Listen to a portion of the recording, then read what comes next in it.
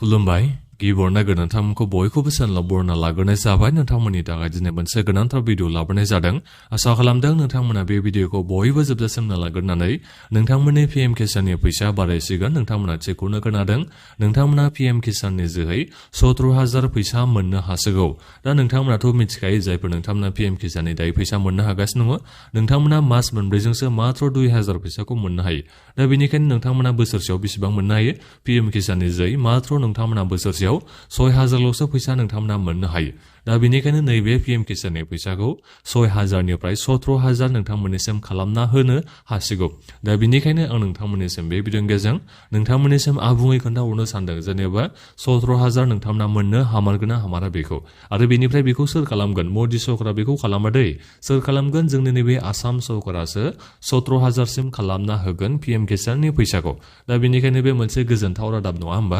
आंनो नोंथांमोननिसिम भिडिअ लाबोनानै सिगांनिफ्रायनो बुंहरबाय थादोंमोन जे जोंनि भारतनि गुबुन गुबुन रायजोनिया पीएम किसाननि फैसाखौ मालाय बारायनानै होजोबबाय होननानै नाथायबा जोंनि नैबे आसामनाल'सो बारायाखै होननानै दा बेनिखायनो जोंनि नैबे आसाम सरकाराबो दाथ' जोंहा आसाम सरकार सोर दङ हिमन्त बिश्व शर्मा बिथांनि सरकार दङ दा बेनिखायनो नैबे हिमन्त बिश्व शर्मा बिथांमोननि सरकारा जोंनि नैबे आसामाव फैफिननाय लोगो लोगोनो बिथांमोना पीएम किसाननि फैसाखौ बारायना होनो थांगासिनो दं दा बेनिखायनो आं नोंथांमोननिसिम बे भिडिअनि गेजेरजों आबुङै खोन्थाहरनो सानदों नोंथांमोना गासिबो आपडेटखौनो नैबे भिडिअनि गेजेरजों मिथिना मोननो हागोन दा बेनिफ्राय आंनि नोंथांमोननिसिम मोनसे खावलायनायबो थाग्रोबाय गिबियावनो गासिबो नोंथांमोना चेनेलखौ साबस्क्राइब खालामना लाग्रोलायनानै जाहाथे नोंथांमोना बेबादिनो स्किमफोरनि आपडेटखौ नैबे चेनेलनि गेजेरजों मोनबाय थानो हायो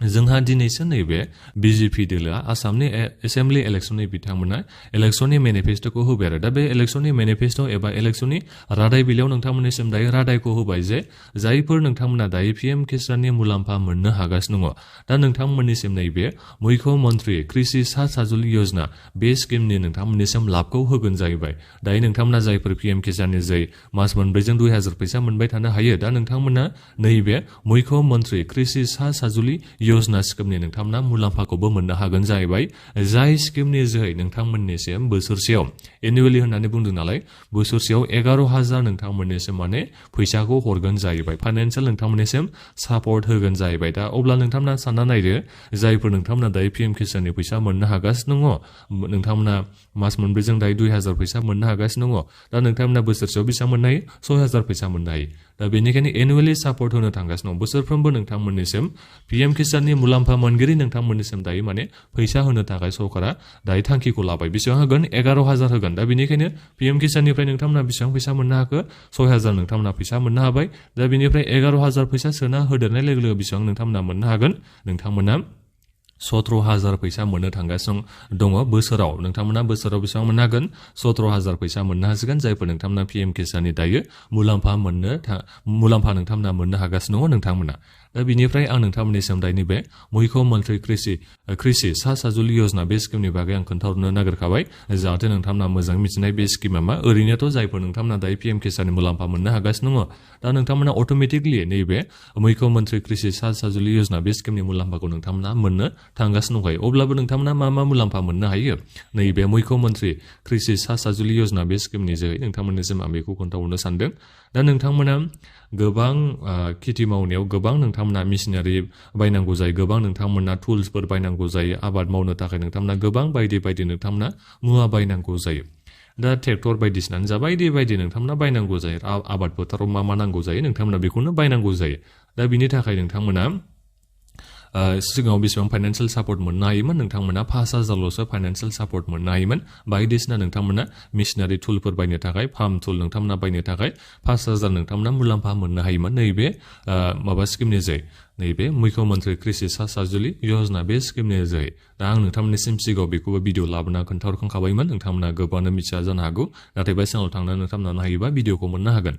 दा बेहाय गासिबो भारतनि आबादारिफ्रानो एप्लाइ खालामनो हायो बैसोआ 2 बोसोरनि बारा जानायानो एप्लाइ खालामनो हागोन 2 बोसोरा जाथारनांगोन आरो जायफोर नोंथांमोना आबादारिफोर 2 बोसोरनि गोजौनिया गासिबो एप्लाइ खालामनो हागोन स्मल मार्जिनेल आबादारिफोर नोंथांमोना गासिबो एप्लाइ खालामनो हागोन बेनिफ्राय किसान क्रेडिट कार्ड थानाय नोंथांमोनाबो एप्लाइ खालामनो हायो आरो किसान क्रेडिट कार्ड गैयै नोंथांमोनाबो एप्लाइ खालामजोबनो हायो आरो दा जेखायनो जाया मानो नोंथांमोना जायफोर आबादारिफोर जायफोर नोंथांमोननि बैसोआ 21 बोसोरनि बारा जाबाय नोंथांमोना गासिबो एप्लाइ खालामनानै नैबे कृषि साजुलि योजना बे स्किमनि नोंथांमोना मुलाम्फाखौ मोननो हायोमोन जायनि थाखाय नोंथांमोना अफलाइन एप्लाइ खालामनांगौमोन नोंथांमोननिसिम बेखौ जोंहा फर्मखौबो होना दोनखादों दा बेनिफ्राय मा डकुमेन्ट्स नांगौ होनोबा आधार कार्ड नांगौ नोंनि रेसिडेन्स सार्टिफिकेट नांगौ कास्ट सार्टिफिकेट नांगौ एज प्रुफ नांगौ बैसोनि प्रुफ नोंनियाव नांगौ एग्रिकालचार लेन्ड नोंनि हानि डकुमेन्ट्स नांगौ बैंक एकाउन्ट डिटेल्स नांगौ रेशन कार्ड नांगौ पासपोर्ट साइज फटोग्राफ नांगौ मबाइल नाम्बार नांगौ बिनिफ्राय आन्डारटेकिं नांगौ आन्डारटेकिंखौ नोंथांमोना एप्लिकेसन फर्मावनो मोननो हागोन बेखौ नोंथांमोना फिलआप खालामना होनांगौ आरो दा बेबायदि नोंथांमोना नैबे मुख्यमन्त्रि कृषि सानज'लि योजना बे स्किमनि जे नोंथांमोना मुलाम्फाखौ मोननो हायोमोन दायो नोंथांमोना बेनि मुलाम्फाखौ बोरै मोननो हागोन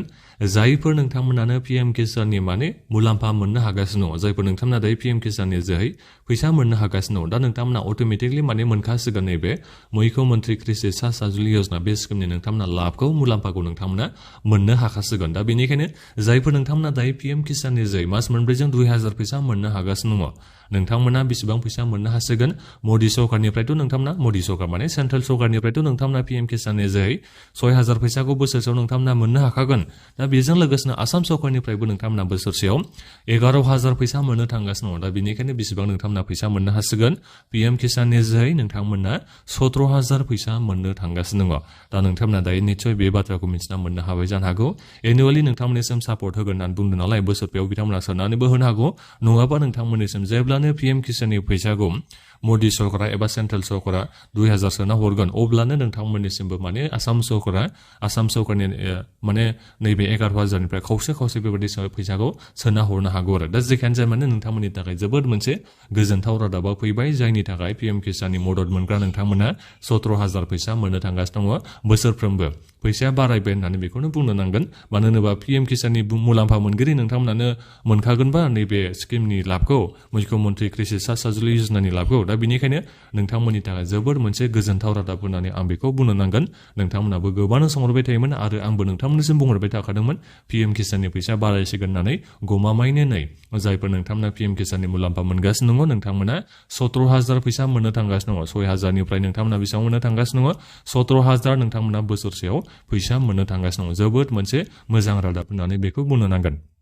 दा बेखिनियावनो नोंथांमोननिसिम आं खावलायनाय थाबाय जाहाथे नैबे गोजोनथाव रादाबखौ गासिबो मानसिफ्रा मिथिनो हायो बिनि थाखाय बे भिडिअखौ शेयार खालामना होबानो जाबाय आरो नोंथांमोना माबाफोर सोंनांगौ दङबा भिडिअखौ बक्सआव कमेन्ट खालामबानो जाबाय आरो नोंथांमोना जाहाथे बेबादिनो स्किमफोरनि भिडिअखौ मोनबाय थानो हायो नैबे चेनेलनि गेजेरजों बिनि थाखाय नोंथांमोना गासिबो चेनेलखौ साबस्क्राइब खालामनानै लालायबानो जाबाय दा बेखिनियानोमोन गोजोन्थों